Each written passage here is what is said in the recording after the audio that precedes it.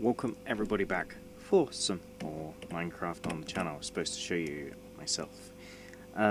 Today we're going to do a little bit something different. We have ourselves the wings, so we can indeed have a little bit of a fly around.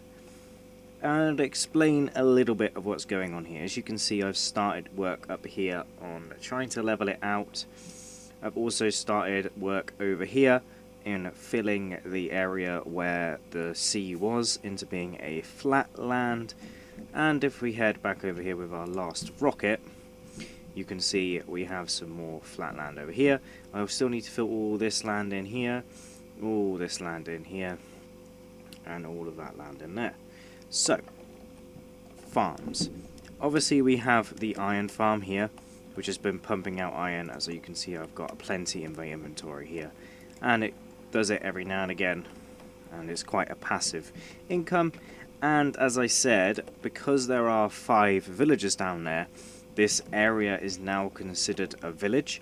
So in those said villages, obviously you have iron golem spawn, but you also have cats. Now I can't remember where that one just went, but there was a cat that was just chilling around here a moment ago. I don't know if you saw it. But we need the cats to go ahead and start on the next project, which is obviously a gunpowder farm. There we go, there's the iron golem farm going there. And there's cats that are spawning pretty regularly around here. So I'm going to keep an eye out for them and go and tame them as best I can and as soon as I can and see them.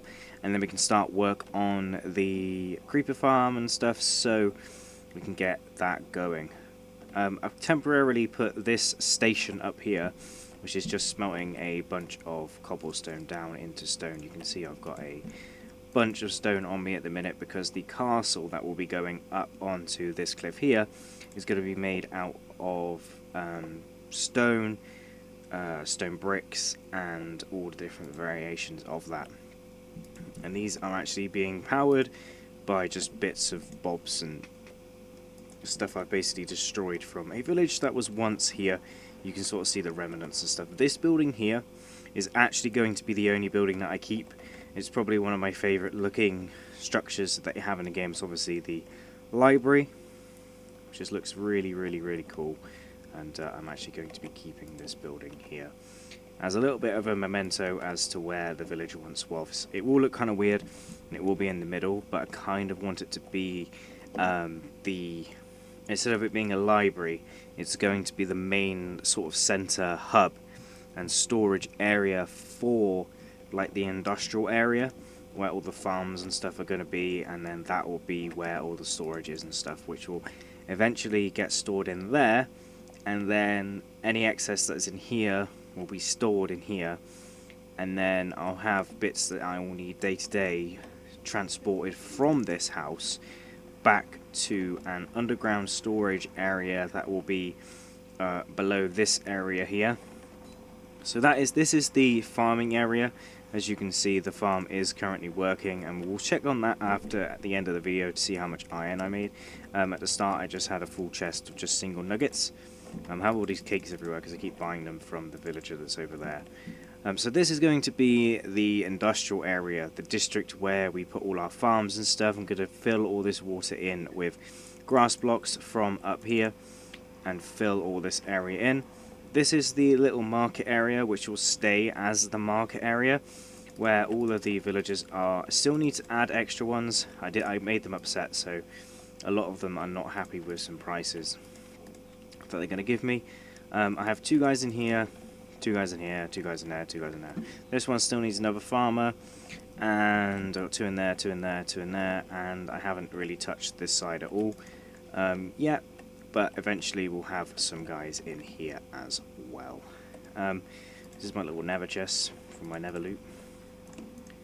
I'm really loving the these lanterns as well, so a lot of that theme going on, sort of like medieval stone brick staircases that will go all the way down into the industrial area. And then we have the market stalls up here leading on to my first sort of base camp, which is like the are very full of villagers at the minute, and I've no idea where the guy with the green jacket has gone at all. He's obviously gone walkabout because the boat broke. We've got the llamas from when I had the double wandering trader spawn. I think I've only got one of those guys left up here, and a frog. So yeah, this is the sort of main sort of starter area, base kind of camp thing.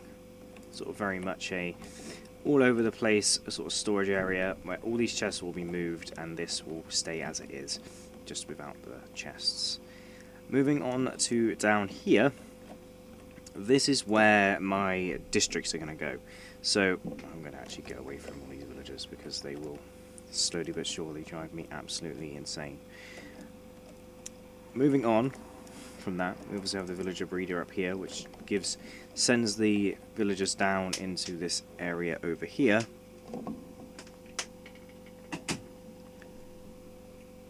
Sends the villagers over there and allows me to get them to the industrial area. And we will need a lot of villagers because I'm planning on doing farms and stuff with them and all of that kind of stuff as well.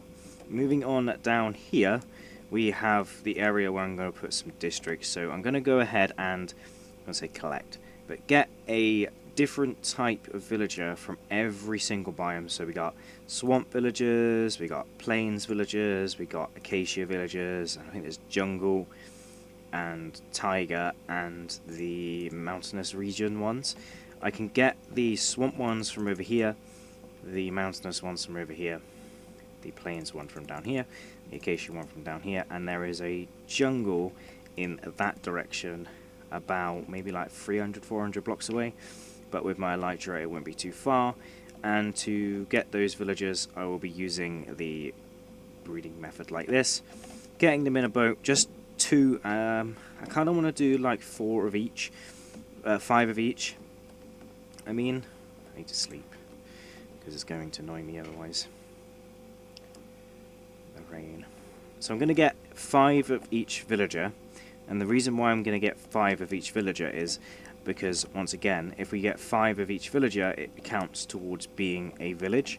So if we have 5 of each villager, we have 5 individual villages of each villager type, if that makes sense.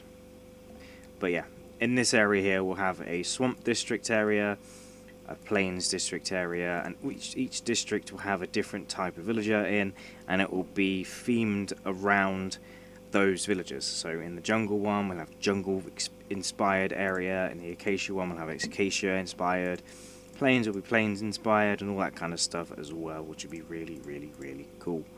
And so that's the plan for this area. This is going to be a mega project.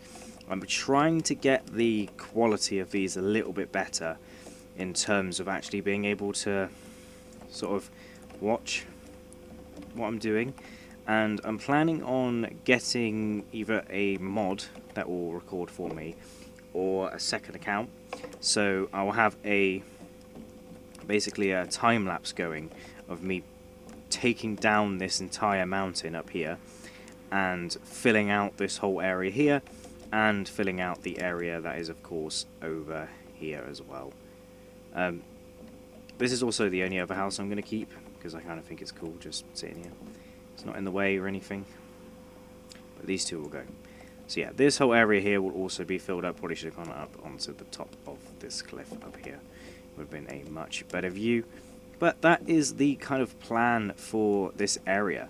But I'm not sure if I'm going to do it now or between episodes. I mean, these guys are sort of going to charge me ridiculous prices because it really annoyed me at one point and they weren't really playing nice with me. So at some point we're going to need to go ahead and do the task. Why haven't you?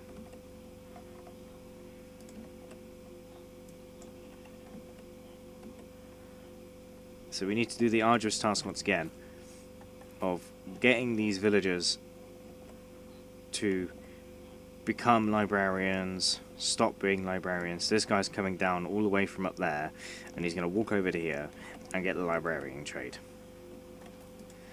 He's going to give me impaling. Great. That's not what I needed.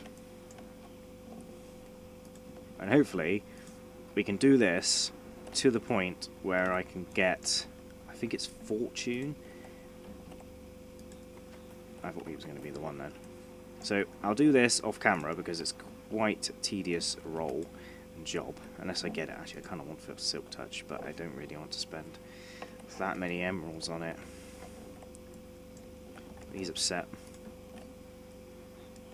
So yeah, we'll do this until he gets fortune. It's going to be expensive, and I can't remember how long it takes for the books to go down in price. But fortune is a book they can get, so it is also something that I will be looking to go ahead and try and obtain in the not so distant future. I was trying to get lucky to get it, but the next guy that's going to get the trade is coming from a long way away. There he is. Get out to space. Come on.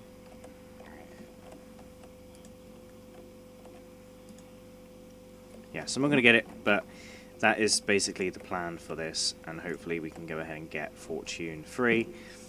Get ourselves the book that we require. I'm really just trying now at this point while I explain. But you guys are probably getting quite irritated with the villager sounds. Oh, I thought it was going to be the one. I think I need to do this at night, because then it's guaranteed to be this guy,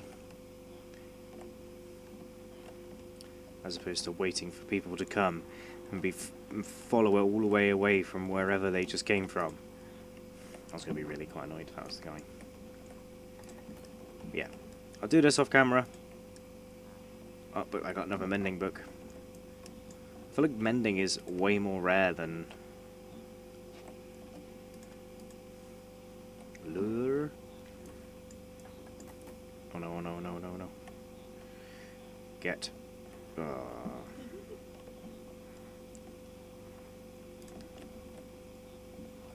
ruined it. That's a rubbish book.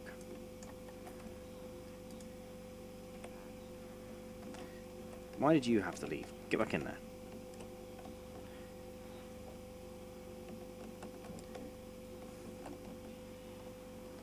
Get in there. No, he's not going to get in there. He'll get in there eventually. And then, of course, after we get that all sorted, we can then go ahead and obviously put this somewhere where I'll know where it is, but not require it at the moment. 2 mending books in a row. That's pretty rare. So yeah, the area down here will be turned into a industrial area / farm. The farms that we're going to create is obviously the iron farm that is down here currently. We're also going to need a bamboo farm for unlimited fuel for the furnaces and stuff. I might also do a kelp farm as well, so we can have kelp blocks and all that stuff. They have also added the crafter block into the game. I haven't unlocked it as a craftable item yet, because I'm not too sure what goes into it, unless I have. So I haven't got that yet, so I will be getting that, and then we can automatically take like the sugarcane from the sugarcane farm, because currently this is my sugarcane farm. Just doing like this down to here, and then going back doing the same thing on the other side. But I will probably keep this as like a pathway down the centre. They'll probably destroy all this wood and make it a pass and stuff, but yeah, we'll have a sugarcane farm, we'll have a better sort of furnace system down here, we'll have a bamboo farm, a kelp farm, a gunpowder farm. I'm not sure what else I'd need.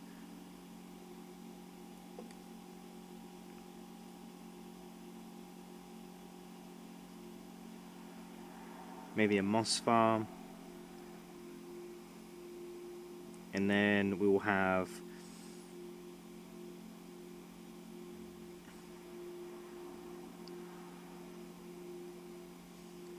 not a tree farm. Tree farm's not very good. And that kind of thing. So we'll have, it's got an iron farm. So we'll have an iron farm, we'll have a furnace array, we'll have a big storage system in the middle. We'll get a bamboo farm, a sugarcane farm, a kelp farm, and a I can't remember what it's called. Basically, any farm that will be needed will be built in this area, and then once that sort of project is going underway on the one side of the world, I'll be slowly but surely working on this side over here and getting this side of the world all ready for the districts. I think this will be quite a fun project as well, because I've never done something like this before. Obviously I've completed the game, obviously in quotation marks. I've got the egg. I do have to go back and get the egg because I forgot to get it, but build a little shrine for that in the middle of all the districts. This will be the area where all the districts are, and I'll have, like, I don't know, like I said, jungle, savannah, you know, that kind of thing. And then I'm going to flatten it all so it's all flat, build my own terrain, and then we can style it around stuff. So each biome, each district will be in a different style, and I think it'll be really cool to do that. I've never done a project like this before. And then while the farms are going on that side, the district's going on this side, I'll be flattening out an area up here for a massive castle project, which will eventually become my base, which will go down into a dungeon, and then we'll go down into a bigger, massive storage system, which will house every single item in the game. I think I'll do maybe 4 double chests of each item. I think that's a good number to have, which will feed from over here to the storage system here, but I'll also have extra storage over there for other items as well. And it'll all be channeled into a huge, great big storage system underneath this one mountain here. And I'll also have that bamboo wood styled building that sticks out on the edge here and looks over this area here, which I'm trying to not change, except maybe flatten out this thing so it looks a lot nicer, and that kind of thing as well. And then this view will never change, and I can always come here and watch the sunset down on the hill and look over to my districts and look over to my industrial area and turn around and look at where it all began, in a simple area which is not changed. The only thing that will be added up here is a potato farm, probably on this side of the tent, or maybe just over here. But yeah, I hope you guys do sort of like the ideas and the plans of what's going to happen in the world, because I wanted to keep you guys up to date, and I didn't really want to make too much progress. I think the first thing to do in the next episode is once again get that looting on a sword and head to the Nether again and try and get ourselves enough Wither skulls to get the Wither, get the Nether star from the Wither, get ourselves a beacon. I'll go ahead and spend a couple of hours trading with the villagers to get a full-sized beacon with the emerald blocks, because that will take a lot of hours to get that much, and then we can start taking on this massive mountain up here.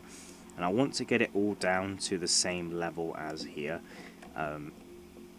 just this level, yeah, probably up to this level, maybe a little bit lower. But all this will stay the same. I'll have like castle exits going out and down here, and that kind of thing as well. But I hope you guys did enjoy this episode, and I hope to see you guys next time for some more Minecraft, where hopefully we can have a start on this massive mega project, and hopefully it'll be a lot of fun, and I am looking forward to it. So as you join Mr. Slime in a suit piling up in the only way he knows possible, and we can look out on the world as it once was. Obviously it will all change and it will all be a lot flatter than this, but hopefully this gives a good understanding and good idea of what is to be going on in this area below me.